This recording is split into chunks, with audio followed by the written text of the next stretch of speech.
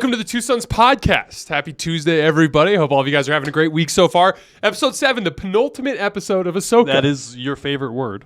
Yes. Every time I have an opportunity to use it, I must. It was an action-heavy episode, I thought. Not too much narrative going on, but I thought the action was super interesting. And obviously, it's Star Wars. This is the core element. It's Hell yeah. Lightsabers clashing, spaceships, dogfighting, admirals admiraling, and Ezra refusing, and Ezra refusing to use his lightsaber for some lame ass reason. How big of a disappointment was that? Because, a couple things. You knew that was going to be like a forced thing where they're like, hey, like, we need you in battle, Ezra. Here's your lightsaber. And then he just didn't take it. Also, I'm just going to put myself right on the grill on this one. I could not have been more wrong about those mercenaries? Those mercenaries potentially being good. That was one of your worst takes. Literally, probably not even one of my worst takes, probably one of the worst takes I think I could ever imagine. And I don't know what I was doing. The second that episode started, I was like, oh, that was a terrible take. To be clear, could not be more wrong. Luke thought that the mercenary dudes, that like the nomads, the were really good. Evil-looking ones with the weapons that already attacked people. The evil-looking guys that already attacked the good guys. Luke was like, maybe they'll end up helping the good guys fight against Baylan. It was your worst take. It wasn't a proud moment. I was in an altered state of mind. Yes, you were. Yeah, I was busy. You were busy. This guy literally took his home and converted it into a wedding venue. And hosted a wedding with 70 people. And I helped at this said wedding, and it was a beautiful wedding. You did an incredible job. Thank you. I officiated the wedding. Yes, you did an incredible job. Congratulations to Riley and Allie. They're excellent people. I'm very happy for them. Congrats. But man, dude, you took on a massive undertaking. Dude, it was. We had a lot of help though. Yes, you lot did. of help. Yeah, I did ruin a wedding. We all circled the wagons. Yep. Yeah, I single-handedly ruined a wedding. To be clear, my contributions were very minuscule compared to Luke, but no, you have good attitude, good vibes. I did what I could for the brief moment. Hey, so we have we're doing a special drink today. We have an old fashioned here. Our buddy Marcus put us on to this Bullet old-fashioned pre-made mix at Costco. Yeah. Bought it today. This is my first ever sip of it, so we'll see what Not you a think. Sponsor yet. Bullet. If you'd like not a sponsor, but hey, sponsor boy, us. if you're down, we're down. We're down. Actually, I'll tell you in a minute. I haven't tried this. Yeah. But our buddy Marcus actually used to be a bartender, and he's got a great old-fashioned recipe, but this is like kind of like a in a pinch kind of thing. Yeah. Like I just finished cooking dinner and eating dinner. You're coming over. It's 8:24 local time. We need a quick old fashioned. Let's try it. Cheers. All right. Cheers, man. What do we think? That's really good. That's really good. Why do I go to all the trouble to make something else? Dude, that's one of the best, man. Oh, that's really good. That is reminiscent of that one night we spent in Mexico. Yeah. Yeah. Mm-hmm. I'm irritated at how good that is. Dude, it's a little sweet, which is good. Yeah, but not too sweet. But not too sweet. I do not like overly sweet things. That is not a secret. Yes. And old fashions too, because like I used to make them with like 2 sugar cubes, and now I make them with 1 sugar cube. Yeah. This is good. But like, why the hell do I ever go to go to muddling? I think I'd even go through the muddling of faking making that in front of somebody. Like I'm like concocting things. You actually make a fake old fashioned, dump it down the drain, and then pour this and bring it out. Bullet, if you want to sponsor us, I'm down. Shout out Bullet. That's actually an incredible. excellent old fashioned. So we basically only have 2 big narrative reveals in this entire episode. Yeah. And that is, 1, Baylan abandons his apprentice to go pursue whatever it is, the secret enemy. And which, by the way, I have a huge, like, batshit crazy theory about that that I want to run by you in a little bit. And that could not have been more just nonchalant. Oh yeah, in my opinion. Parting advice: be patient. Yeah, I know. Shinhati is like, okay, I'm gonna go fight a previous Jedi and a Mandalorian and their egg tortoise people. He literally sent her to go fight, dude, and then watched Ezra, it happen. Sabine, and Ahsoka by herself, and then was like, "Oh, well, he shit, didn't know Ahsoka ran was into really... me. Now I have to fight Ahsoka too." And then after Ahsoka didn't die, he kind of smiled a little bit. Did you notice that? Yeah, well, dude, that whole thing was weird. Dude, what is Baylan's goal up to? Dude, and even further than that, he actually addresses Shinhati with this like, you're ambitious and you want to like go be a Sith, so Somewhere else. Go do that with the Empire. Yeah. I'm gonna go over here. Like it was weird. It Dude, was really there's weird. a lot to be found out. Yes, I will say. So, do you want to hear my batshit crazy theory? Dude, hit me. Okay, this me. is what I believe is going to happen. I think that the next episode is going to end with 2 massive cliffhangers. Okay.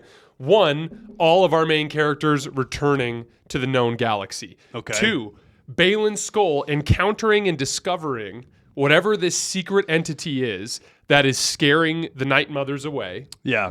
He's going to get killed, and we are has to. utterly overwhelmed and killed. Yes. Because I think they intentionally made him look super powerful by having him basically kind of sort of kick the shit out of Ahsoka twice. Okay. Yeah, he does a good job fighting Ahsoka. Yes. Well, that matchup is ideal for Baylan's goal. Baylan versus Ahsoka, Vegas has that as like -3. And the money line's like -200. Okay? I agree. Like he's the favorite in a matchup with Ahsoka. But he's going to lose in mortal fashion to this secret entity, and they're going to reveal this secret entity to us. Then, whatever the next show, we get to learn that before the end of the show. The end of the next episode. Then we're going to go back home, and Thrawn is going to have to team up with the New Republic to defeat this entity, and we're going to get good guy Thrawn. There you have it. That is, if that happened, I'd be so stoked.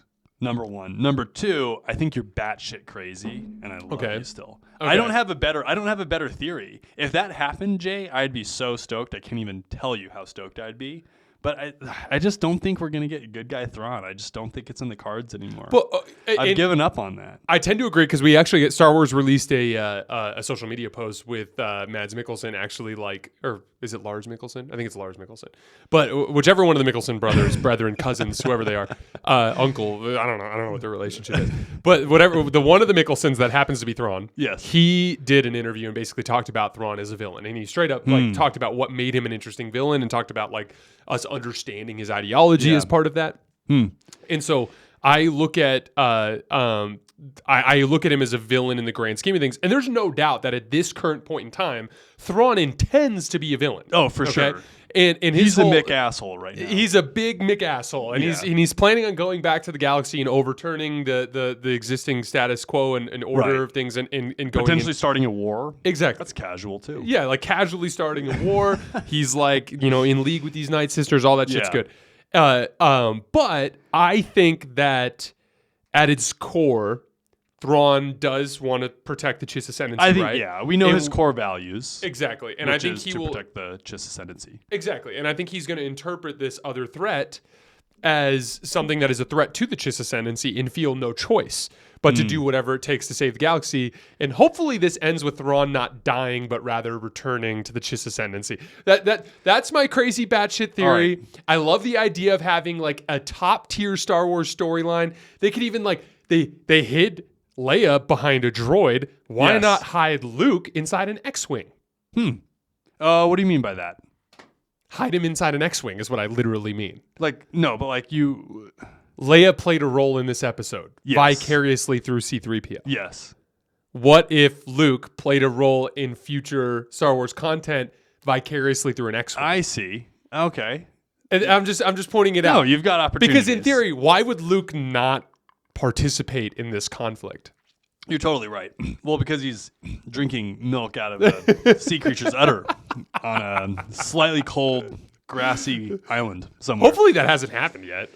No, I mean, but you get my point. Yes. Luke is not doing shit. Doing not Luke Skywalker. Because he didn't care about Moff Gideon either. Yeah. Even though, he had car trouble. He had X-Wing trouble. He had X-Wing stranded somewhere. Mm-hmm. Yeah, maybe that's all it is. Dude, I love it. So do you have any pushback on my theory? Dude, I don't have any pushback other than the fact Where do you think it falls apart? I could not have been more wrong about more things with this show. And I could not be happier about that too, because I am just I now when I watch the show, I literally just sit down on the couch, turn off my analytical brain and say, feed me Star Wars. This is dope. I approve of what's going on here. Yes. It has been it's crazy because even as today was going on, Thrawn is clearly desperate Mm-hmm. He's so desperate because he's literally like they're losing. Like Ahsoka and Sabine and Ezra are fucking up his entire mission, right? To whatever it was he planned on doing with them when he discovered them. But he's like, actually, Night Mothers, right? Or actually, Magistrate, we've won because we're about to get the fuck out of here. Yeah. We win no matter what if we leave. Yeah, exactly. Anything could happen if we leave. And that rings of desperation, doesn't it? Totally, which is unlike Thrawn, but it just shows the desperate times that him and his potentially zombie stormtroopers are in. Yeah. There's a lot of talk, as a side note, and I love it. A lot of comments like, hey, the stormtroopers might have those little ribbon things because they literally might be under like a spell and they could be zombies, which is actually the coolest approach on Star Wars. Like that idea is so cool. They've in some of like Legends material, they've talked about like Death Troopers before we see like Death Troopers and like Rogue One, right? Or like Rebels. But like so like the idea of like a Death Trooper, like a dead trooper that's been reanimated by magic, it could not be cooler. And I'm curious to see if we actually see like those ribboned stormtroopers origins this season or if it's later. I would imagine we will. That's there was a reveal that was unintentional, and I'm not sure. Did you watch it with subtitles? No. Okay, so I watched the episode with subtitles. Normally I do too. I know. I specifically with this show, like, because I find subtitles to be a little bit distracting, but like, there are specific shows where I put them on anyway. And almost all of the shows where I put on subtitles are shows that have deep lore. Yes. So, for instance, like I will turn on subtitles for Game of Thrones, for Lord of the Rings, for Star Wars. Lord of the Rings, prime example. Exactly, because you need to like. It's almost like you need to be reading it as it's happening. But there was a point where when they were disembarking the ships, it actually put in the you know how like in the subtitles it talks about who's talking? The name. Yeah. Yes. And in the name it put Night Trooper. Night Trooper. That is a sick ass name. Why would they be called Night Troopers unless they were somehow animated by the Night Mothers? You're right, because they're Thrawn's troopers, number one. Yes. But apparently they're getting some help elsewhere. And obviously those ribbons are red. It's the only explanation for it. Yeah. It's the only explanation for it. And because from a tactical standpoint, Thrawn dressing up his stormtroopers in ribbons that could get caught on things makes no sense at all. Absolutely. One of them had the ribbon going in the eye socket. I know. That's Greg. Greg's like, I just like the way it looked in my eye socket. Greg got really fucked up by one of the Purgles. One of the tentacles literally like went in his eye socket. So like we had no choice but to put ribbons in there to reanimate him properly, obviously. And the Night Sisters are just messing with all of them. They're like, well, it has to dangle a little bit for it to look good. That's how our magic works. It has to dangle slightly. Yeah, Thrawn's like, is there any way we could like, tuck the ribbon into like their utility belt? No, it needs to be dangling across their bodies. It has to dangle at least 3 inches. But Ezra is also very desperate. You could tell. You can't. Because Ezra repeatedly keeps talking about going home. He does it at the beginning of the episode, then he does it at the end of the episode. He's like, Ezra's like, get me the fuck out of here. Yes. And Thrawn's like, get me the fuck out of here. And like, that's clearly like the whole thing is they're like, just get us Dude, out it would have of been here. cool if they would have leaned into that like a little bit more like eerily. Like, there's something here, we need to leave. Like, it could have been almost like a horror film. Yeah. It was like a little slight missed opportunity. Not that I'd expect Star Wars to get into like a horror film status, but like, I feel like they could be playing up whatever it is that we don't know about in that galaxy. I feel like they need to be playing it up more. I think it's going to get revealed in the next. I think the season finale of Ahsoka is going to be an all-timer. Yeah. I think it's going to be an all-timer. I think you're going to get to see. Like obviously some sort of coming to fruition with everything involving the Eye of Sion and returning to this galaxy. But they are going to reveal something at the season finale here. And it's going to involve Baylan and this secret entity. And I think it's going, because here's the reality. If, let's say, for instance, they bring Thrawn back to the known galaxy. Okay. What happens next? Yeah, apparently a war. A war, right? So what does that war look like? That war looks like another season of Rebels. It looks like Thrawn with a big-ass fleet and the Republic with their big-ass fleet and Thrawn probably Because like you can tell, even Mon Mothma kind of mentions like, hey, like, is this a real threat? Like she's talking to Hera about it because we had that early mention in episode 3 where they talk about the Imperial fleet being scattered but dangerous, essentially. Correct. And so it just turns into another. Here's the big bad Empire. Here's the rebellion. We've got X-wings. You've got TIE fighters. We've got Jedi. You've got Dark Jedi because now Shin Hati's the Dark Jedi. So it's just a repeat. Who knows what Shin Hati's up to right now? She wrote off. But I think she's going to go back to Thrawn, right? She wants to be a Sith in the new Empire. I would think so. Yeah, no, you're totally right though. Like now, if there's now is as good of a time as any for Star Wars to do something really off the beaten path for Star Wars. And again, Jason and I, when it comes to Star Wars, are traditionalists, like tried and true, I'd say. So like, we're not necessarily saying like, oh, we like need some new thing in Star Wars, but like, we'd be interested in seeing how the plot could differ from where it's already been with the whole entire like Republic, Rebels, Empire, First Order thing that's always been happening in Star Wars. I totally agree. Like if there's going to be some reveal, now would be the time to do it. So let me take this a step further.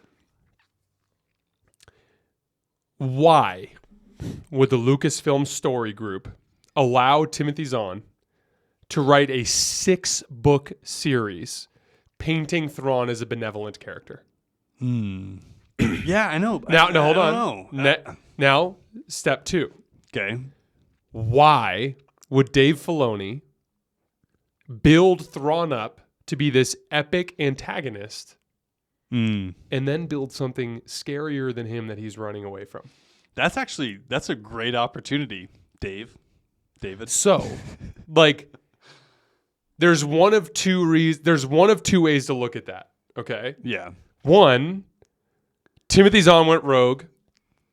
Thrawn's a bad guy. Thrawn is Timothy Zahn's character. Just saying. Timothy Zahn went rogue. Rogue in Disney's eyes. Thrawn is just a typical antagonist, and the whole thing with Baylan and this other entity is literally just side quest fodder. Yeah, I hear you. Which is more likely, that I hope not. I know where you're going. Thrawn ends up becoming the hero at the end of the day, helping to save the Republic from this other entity. This is what I'm saying, man. I would love it. Jay, if you get this right, no one can talk shit about our podcast. What do I get if I'm right? Do I get Dave Filoni's cowboy hat? No one gets that. You get to have his Loathe Wolf t-shirt. That's a dope t-shirt. That's a dope t-shirt. Yeah. I would be okay with that. Yeah. We should put that together as a petition. All right, Dave we'll have our people reach after out we're done to with your our people. meeting with Bullet. We will sit down with you and discuss the t-shirt. Yeah, but we'll have to make some time because we're pretty busy. Yeah, we're pretty busy. You know, we got all this shit going on. Dude, I'm a little bit shocked that Mark Hamill never reached out to us after I offered him to be on the podcast, like on episode number 2 when we had a whole 10 followers. Yeah, you're lost, Mark. We almost had 600 people watch last episode. Anyway, viewership is off the charts. Off the charts. We almost have 4 digits. So, all right. So focus me. Let's go back to Ezra and the lightsaber thing. Yeah, okay. I'm a little bit disappointed in it. Like, I'm not gonna lie, and it's like almost like they're holding back on this just so there can be a bigger reveal for the season finale. And I honestly think that that's what it is. Like that has to be what it is because Ezra looked good in the Force. Like he was actually doing a pretty good job, like wielding the Force for the most part. I mean, he didn't look super powerful, but he held his own. He kind of had a Mortal Kombat character vibes. He totally did. Just like double hand push. Yep. Yeah, a lot of that. But he did an okay job, but he was almost like, I no longer use weapons. I no longer use lightsabers. It was overly zen. Yeah, it was for super. Sure. Elena is like, okay, like that character is Moses. Like he looks like Moses, doesn't he? She's like, why is Moses on the TV right now? I'm like, I totally agree with you. And then she's like, Luke, is that what Ezra? I like his vibe. I do too. She's like, Luke, is that what Ezra Bridger looks like?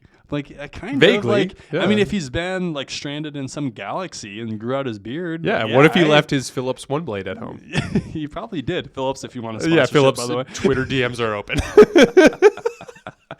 No, but like I think his character is fine. But I was a little bit disappointed that they didn't give him a saber, probably just because they want to reveal something greater for the season finale. Like that seemed a little bit lame, but acceptable, totally acceptable. Like I'm loving cool with that. Yeah. I'm loving Ahsoka. I'm loving this series. I'm not like complaining really.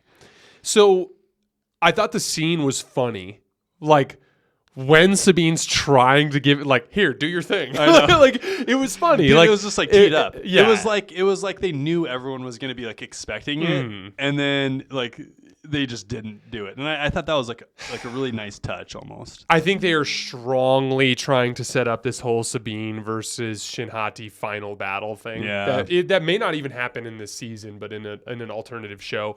But my thing is I feel you on that. You can't bring Luke back in any sort of large capacity, unfortunately. Just because it's the reality of the situation. Unless you were to just completely get rid of episode 7, 8, and 9. Exactly. Like, which they're never going to do because they have an entire recast. And like, yeah, but they have an entire, designated area of Disneyland devoted towards episode 7, 8, and 9. Like, they will never get rid of that. And Batu. No matter how many Disney fan or Star Wars fans want to get rid of those movies, they will never get rid of them. No, they won't. No matter what. No, there's been that petition going around. It's never happening. Yeah. The little known fact, Batu is the name of the town that's in Disneyland, Star Wars Land, or whatever it's called. Batu is literally the place where Thrawn meets Anakin Skywalker for the first time. Oh. Him and Chewie go on their little pilgrimage to lesser space, and Padme ends up going on a mission to rescue one of her handmaidens there. Yeah, that was the whole thing. Yeah, that was the whole thing. But that's what's crazy, because I didn't realize that was the place where I saw an Instagram post on the Star Wars page referring to the Star Wars land as Batu, and I'm like, hold on a second. That sounds familiar. Yeah. So, anyway, I think with this Ezra thing, that they're clearly trying to set up the whole, Sabine versus Shinhati thing, which makes sense why she would keep that lightsaber. And Ezra kind of puts that together. Like, I gave it to you. Like, true. And he did. Like, I talked to you about this, but I rewatched the final episode of Rebels. And there's a couple of very important things. You see Ezra hand his lightsaber to Sabine and basically say, "This is yours now." You see Sabine actually help him escape. Right. You see when everyone's distracted. Ezra clearly knew the whole time that and this was cool. Like, Ezra was one step ahead of Thrawn. He knew the whole time he was going to need the Purgles. And the only way he would have known he would need the Purgles is if he knew that Thrawn would open fire on the city and that he'd have to surrender as a result of that. True. So, and he had this video that he left for everybody, the recording, where he basically just says goodbye to everybody except for Sabine. He says, "By the way, I'm counting on you." Yeah. And then Sabine's like, "For what?" Like, dude, she doesn't get it. Yeah, good job on like talking about that deeper meaning there, because it's really easy to miss that. Like, Ezra was up to some pretty intense stuff right there, and like it's really easy to glance over that just because Ezra is such a chill, like space Moses type character. You know what I mean? Like, but we know he's wildly powerful. We know he's wildly passionate. We know he's wildly like loving in the Force, right? Like, and he's a really cool character.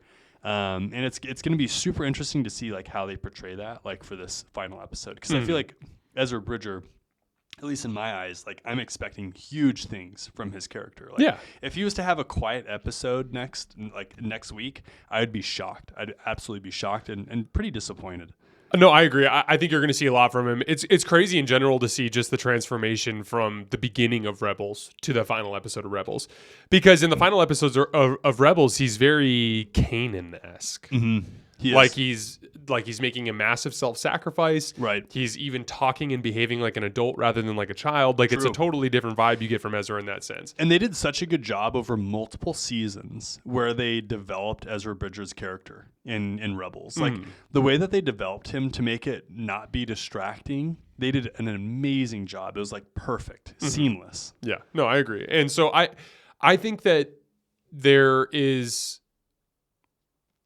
I don't think you can go wrong by having another live action Jedi that you can use in future shows and movies. Agreed. And totally it's so easy to be like, I've got Ahsoka, I've got Ezra, I've got Sabine. Now I have 3 active Jedi that have deep backstories Yeah. that don't involve me having to bring Luke Skywalker into the picture to have a Jedi, that don't involve me having to bring Leia back, right? And again, they can use tricks and things to kind of hide them, just like they did with C-3PO in this episode. But like, I do think this ends with Ezra building a new lightsaber for himself at some point, possibly in a future show. Yeah. But like, it's just a waste for him to be like, yeah. It was kind of dope when he was like, the Force is my ally. I can take care of myself. Yeah. Like, he actually played that off really well. And he but- did exactly what he needed to do. He was not defeated. He saved himself and his friends. He didn't get his head cut off by Shin Hati, which was that close. Dude, like, literally. yeah. His hair. Yeah. So like, I'm very curious to see how Ezra Bridger gets developed.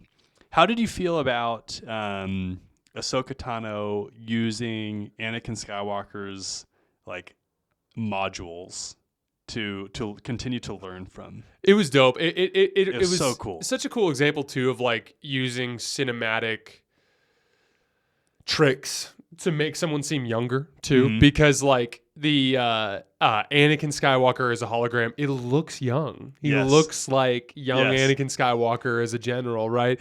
And honestly, like, what I thought was really cool too is, you know, she's had the ship for a while, and there was no mention of these recordings until this episode. Yeah. Which leads you to believe that it was her interaction with him in the secret world, whatever it's called. What do we call that place? With all the pathways and the world between worlds. Yeah. So her interaction in the world between worlds with Anakin, that kind of felt like to me as like kind of like the catalyst for her diving back into those recordings. And you know she hasn't used him in a while because what's his face, the droid. Oh yeah. She talks to him about the recordings. Hu Yang? So obviously Hu Yang would have identified those recordings earlier if that was the case. No, you're totally right. There's a couple things that were really cool about that. Is they bridged live action Anakin Skywalker with Clone Wars Anakin Skywalker better than I ever could have imagined. Yeah, like I agree. Like they paid so much attention to detail for the way that they made Anakin look in live action. It was incredible. The other thing that was really cool is you could tell that Ahsoka was viewing those recordings as if he was truly there. Like, she literally nods at him when he finishes his last That's statement. so cool. I didn't even notice that. And yeah, so like at the very, very end when she's done with her training, he says something along the lines of like, I know you can do this. Like, I believe in you. And she legitimately nods at the holo recording. And then before it stops. And like, it was so cool to see her continue to invest in her relationship with Anakin Skywalker, even though he had left. Like, well, I'm sure she views him as almost like the one who saved her life in a certain but it was just like so incredibly powerful, and like to me that was like the most meaningful bit of this entire season, which is quite the take. I know, but like seeing that, like literally the most meaningful bit of the entire season, in my opinion. Well, you got to remember too, like when Ahsoka left the Jedi Order, she was a Padawan. So like she left and didn't have someone training her. So, I mean, and even that's kind of heavily implied in that World Between Worlds scenes anyway, that she's not done with her training yet. True. Right. True. But yeah, no, I'm always down for more Anakin Ahsoka content. And again, like the World Between World episode that we experienced last week, again, incredible. But I feel like that was live Anakin Force Ghost. That wasn't just like a memory, or that wasn't just some fabrication that Ahsoka was creating in her brain. Like, I feel like that was truly Anakin Skywalker bestowing continued information and knowledge for Ahsoka, which was dope. I think so too, and I think there's a non-zero chance that we see Force Ghost Anakin show up at some point. Yeah, I mean, totally down. For the record, Force Ghost Anakin showed up for Luke. True. At the celebration after Return of the Jedi, so there's no absolute classic where they like changed it over time, where they like redubbed Anakin. Yeah, that was dope. What else did you notice from this particular episode? What's this? I see you put in your notes, impatience for victory will guarantee defeat. So that's what Baylan says to Shin Hati. I didn't see anything particular from this episode that like specifically applied to that lesson. Did you? No. I think we'll probably get that revealed next episode is my guess. From a visual standpoint, again, the visuals in Ahsoka have been incredible. Two visuals stand out in my brain this episode. Which was seeing the lines and the magnitude of all the mines that were set up. That was cool. Leading in, that was really, really dope to see. Such an interesting thing that, like, I feel like Kathleen Kennedy would have been like, mines. Like, Mines, fuck that. yeah. But Dave Filoni was like, fuck yeah, mines. We're doing this. Yeah, naval mines. Yeah, and then in that naval, in that episode, it was really cool too to see like the debris field of decaying Purgles, and not only that, but like they had small little animals like flying around in the decay, which makes sense on the like decaying Purgles, which was like super cool visually. Circle of life shit. And then the other thing too that was really dope is seeing two white lightsabers clash against a red lightsaber. Creates just an awesome unity. Yeah, and like Ahsoka's white lightsabers are so rare and so beautiful, and like it is just so cool to see those in live action. Like it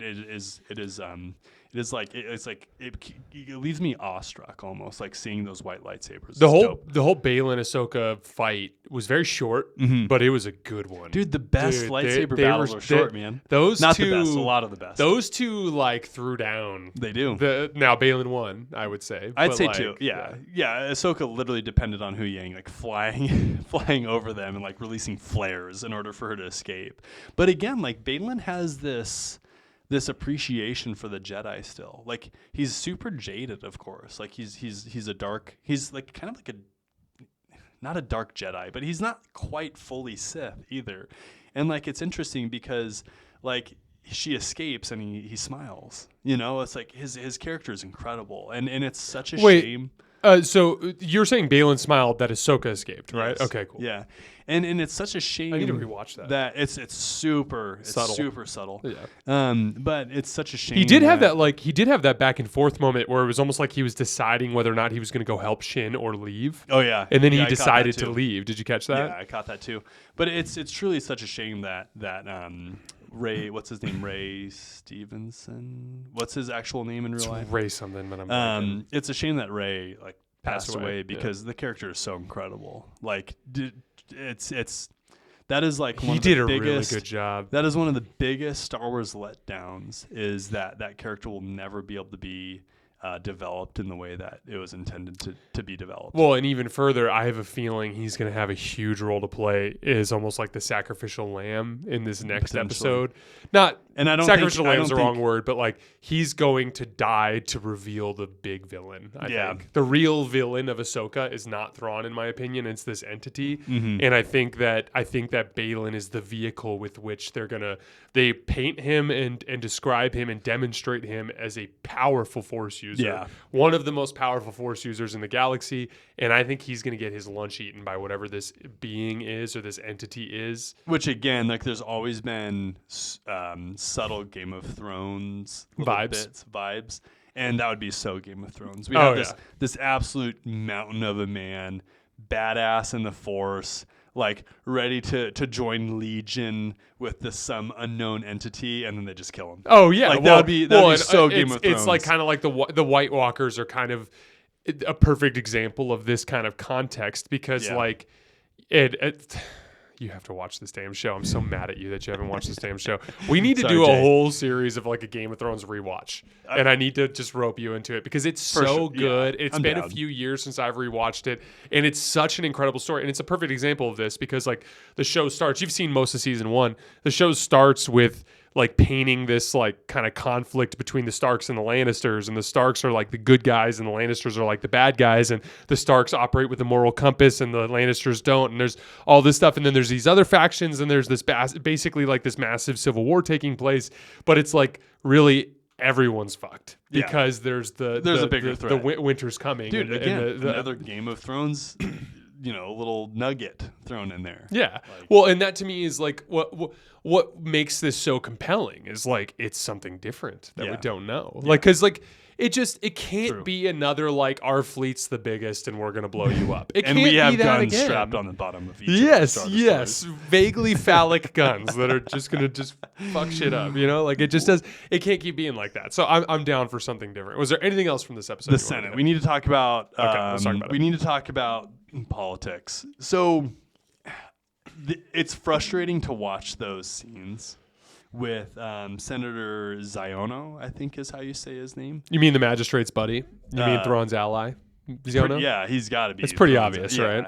Like, and it's like, I just don't. Yeah, I think it's obvious. Like, It's I think, obvious. I think he's obviously a bad dude. Yeah. Seeing C-3PO is always a vibe, and the way that C-3PO always carries himself with like. He's got like his hips are always like super forward, and he always just like shuttles about, like they're just nailing C-3PO Yes. and just seeing Mon, it's Dude, like, Mon Mothma is like literally one of my favorite characters, and I think she kicked ass in Andor. Yeah. I cannot wait for Agreed. season 2 of Andor. Andor was incredible Dude, with her. Yeah. Oh, dude, No. she's like she kind of steals the show a little bit. She does. She's super talented. She has like a remarkable ability to portray like a stoic importance. Like she just looks know. like an important person. But- like if she walked into your place of work and said, "I'm in charge," You'd be like, you'd be yeah, like, I know, "Okay, I know, obviously." I know. But Yeah. but like there are other people that we know that like if they walked in. Like if I walked in looking the way I looked right now, you'd be like, "Who the fuck is this guy?" Yeah, You know what I mean? No, but then somehow she pairs that with like a super motherly, like approachable vibe. Yeah. Where like so she can carry herself with like the weight of the galaxy on her shoulders, and then she can go through like a really intense meeting, and then she can walk up to Hera afterwards and be like, "Hey, like shoot it straight. Like where are we at?" Yeah, tell me what's going on. And then she can. And be she was super- even being honest with her about like, hey, let's not pretend like you don't have a personal motivation, here right, Either, and which is you like know? almost Senator like that, Ziono's like full of that, shit, like the but motherly aspect. Like she's like Hera, like be real with me. You know what I mean? And like her character is awesome. And like when you talk about, and I've said this before, when you talk about royalty in Star Wars, you literally think of Princess Leia. Padme maybe, and I think of Mon Mothma. Mon Mothma's absolutely on that list. Yeah. I mean, she's Chandrila I don't know. royalty. Yeah, she is. Do you did you interpret that like cityscape scene as Chandrila or as Coruscant? Coruscant. I was thinking it was Coruscant. Interesting, yeah, because I do believe that the New Republic headquarters were located on Chandrila, so it's very possible that that's where that was. Maybe so. How far have you made it in the Bane book?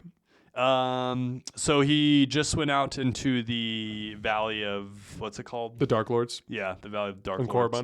Korriban. And then he had just gotten back, and he had just talked to what's his name? The Cordus? Yeah, Cordus. Okay, And he's so he just hasn't like- fought Sirach yet. And I don't mean the Sirach in the dueling ring, but Sirach in the They haven't jumped him yet. archives. They No, haven't okay. jumped him in the archives. That's about to yet. happen. It's about to yeah. happen. Yeah. The Valley Yeah. of the Dark Lords thing is super interesting because like it's this interesting concept that the Old Republic dives into, where it's the idea that like ancient Force users have almost like a spirit that like, withstands the test of time, and like Yeah. so the Valley of the Dark Lords is an interesting concept because Korriban is essentially now in canon it's Morriban, which I do not understand why they decided to do that, but Korriban is basically the Sith homeworld, and Yeah. it literally was the homeworld of the Sith species, and essentially is viewed as basically think of it as like home base for the Sith. So in the same Right, way that right. Coruscant, where the Jedi Temple is the home base for the Jedi. Or maybe not. It's probably a better example is like Tython, where the Jedi actually originated. Sure. But like most of the original Sith were actually of the species of the Sith, and they originated from Yeah, Korriban. right. And so there's a Valley of the Dark Lords, basically like a valley with all of these tombs that are carved a into valley the like a walls. valley? It's a valley like a valley, as the name says. But like it like they're I know, I just basically envision, like, ransacked. littered tombs. Yeah. Just like, hey, like this is my plot. I'm gonna create my But tomb. they're here, carved my- into the walls, and so also I have a visual of the Valley of the Jedi or the Valley of the Dark Lords because okay, listeners here. How many of you guys played a game called Jedi Academy growing up? It was the sequel to Jedi Outcast, and you play a Jedi that trains under Luke Skywalker and Kyle Katarn on Yavin. And Tavion, who was the apprentice of Desan. I remember all this shit. So Tavion is now the Dark Lord of the Sith, okay? and she is working with an ancient Sith Lord. Gosh, what was the ancient Sith Lord's name? If you can rip this name, yeah, whoever in the comments, because right now you're 5 for 6. It's pretty incredible. It's all over. It was, gosh, who was it? I don't think it was Naga Sadow. I don't think it was Naga Sadow. I can't remember who it was. And it's bothering me that I can't remember. But there's an ancient Sith Lord, and Tavion finds his tomb basically tries to resurrect him. So by playing the video game, you got to like envision like what these tombs They look show like. you the Valley of the Dark Lords, and it's literally what you would expect. It's like this big valley, but like in all of the Pleco bugs. Pelco bugs. Pelco bugs? Yeah. There were no Pelco bugs in this one. But there were, at this point, like Tavion also is like training a bunch of like Dark Force using clones, and it's really convoluted. But basically there's this big final confrontation that takes place at this guy's tomb, this ancient Sith Lord's tomb, and you have to fight through the tomb to get to his resting place. So cool. And you beat Tavion. But when you beat Tavion, then the actual Dark Lord of the Sith possesses, like, comes out of the tomb, and you actually fight against him, and he literally uses a sword. It's the coolest shit. It's the coolest shit. I'll have to find it. Dude, but we like, need to play that. Like, if we could figure out how to replay that, that'd be sick. It's on Nintendo Switch, dude. Let's do it. I know. Let's do it. But dude, it's so good. Those are the equivalent. Marka Ragnos is the name of the Sith Lord that lives in this tomb that Tavion's trying to wake up. But dude, it's cool. It was and there's actually like another mission where you go to a different planet. I can't remember which planet it is, but there's another mission in that where you go to an ancient Sith Lord's tomb. But that concept is really cool, and it's a repeated concept in Star Wars Legends, and we'll see what happens in the long run with the like canon. Disney and canon. But like for instance, Naga Sadow is an ancient Sith Lord that passes away and has a tomb on Yavin 4, I believe, if I remember correctly. But literally, Exar Kun, who's a Jedi who falls to the dark side, ends up finding Naga Sadow's tomb and training underneath the spirit of Naga Sadow, and then kills Naga Sadow eternally and like banishes him to chaos or some shit, and he becomes a dark Jedi, right? Like, but that's just one example. But there are literally like a half dozen examples of like that in Star Wars lore, which could be canon, which could be canon, but are not. Could you imagine a Darth Bane like series? It'd be incredible, man. It'd be incredible. And I would love to see that. As much as I love the shows and the seasons, like the movies are the essence of Star Wars, right? I agree. Like, if they made 3 movies about Darth Bane, sign me up any day. I think The Acolyte doing well would be a good start. Yeah. Agreed. Because like there's this thing with Disney that I think is like call it like a barrier or a hurdle that they'd have to get through, which is that like a Darth Bane trilogy would be really dark. It'd be super dark. Know? Like they do some, like for instance, like you've talked about Darth Bane executing the children. We know about like Darth Xana and using this isn't just Sith like sorcery to turn a chick insane. Like it gets dark. And so we see Anakin Skywalker in our brains execute younglings right now. Like the Darth Bane execution of children is so intense. Way more intense than the younglings thing. Like not even on the same planet type intense. Like, he drinks in their fear, bro. Yes, and then he kills them in front of their father. Yeah. To feel the father's fear as he's watching his children die. And then kills the father. Like that could not be more effed up. Being a dad, I can tell you that's bothersome to even talk about. Of course. Like, I cannot even imagine. You could never be the Dark Lord of the Sith, Luke. Oh, I could not. It's so soft. I can't even watch Game of Thrones. Like, I get like. So, you will, though. We're going to win you over. By Game of Thrones. Yeah, man. I do think. I think in the long run, it's something that they're going to have to explore, just because it is truly like a very important part of the Star Wars story in our lifetime. And the world changes fast, right? In our lifetime, do you think we ever see a rated R Star Wars film? I think there's actually a good chance. Not anytime soon, but I have a sad suspicion that the world is going to be so jacked up by the time that you and I are 60 that we're going to see a rated R Star Wars film.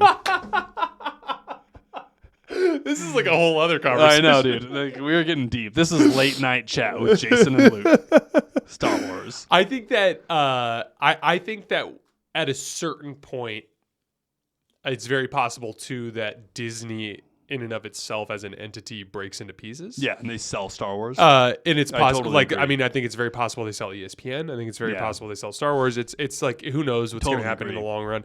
But like, I will say though, which by the way, one last thing before we get out of here. Before we completely derail. Yes, exactly.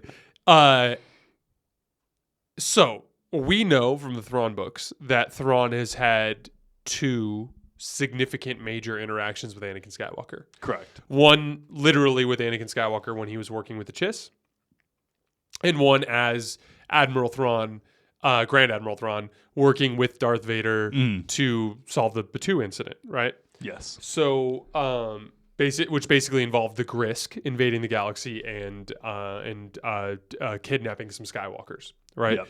And we also know at the end of that book that Thrawn has at least a very strong suspicion, if not a certainty, that Vader is Anakin, right? Yes. Oh, he knows. So he knows. The magistrate hands him the tablet that has all the information on Ahsoka, and he identifies that Anakin was his master. Yeah.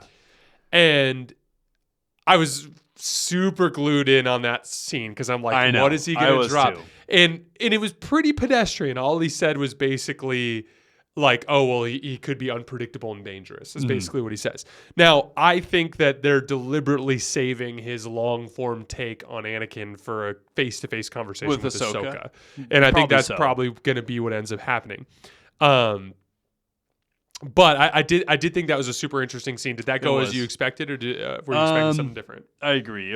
That scene was very benign. Like it wasn't groundbreaking. It was not earth-shattering. It was very benign, and that is kind of like the way that Thrawn is being portrayed right now in this season. Like they're trying to like you made this point. Like they're trying to show you Thrawn's thought process, right? Like for example, during the battle where Ezra's there and the mercenaries and Baylan is off to the side and Shinhati's like fighting Sabine and Ezra, like it's being shown on like a chessboard in front of them, which is an attempt to help viewers who don't know Thrawn visualize Thrawn's thought process, but it goes way beyond that. You know what I mean? And like that's what's so hard about like the live action Thrawn thing is like it's really hard to like really get into Thrawn's brain without it being a book. And like one of our commenters was like, yeah, like they've tried to do that whole entire like chess battle naval scene thing and it's always failed. And that was super remnant when I was watching this last episode where Thrawn's watching this chess, match being portrayed in front of him, on this like hollow board. And it just like didn't quite capture Thrawn. You know what I mean? So I don't know. Yeah, in general, it's funny. Thrawn's overall appearance in this show has been a little strange to me, but at the same time, he's been slightly underwhelming. Yes, but I do think that like circumstance plays a significant role here. Correct. So I do think they're trying to make him look desperate to escape, which they've done a good job of.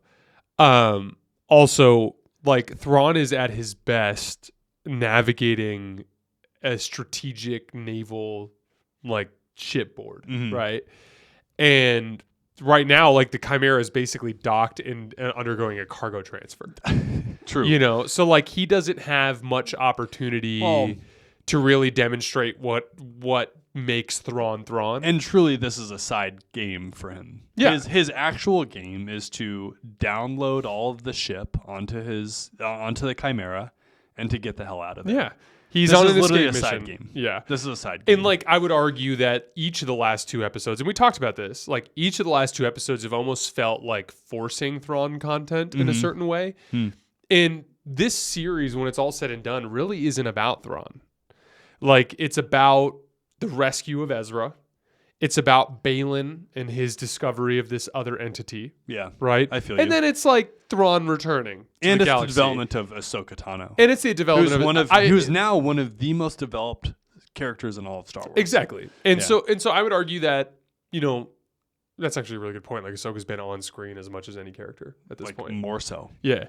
But like I would argue that specifically Thrawn is at best the tertiary storyline here.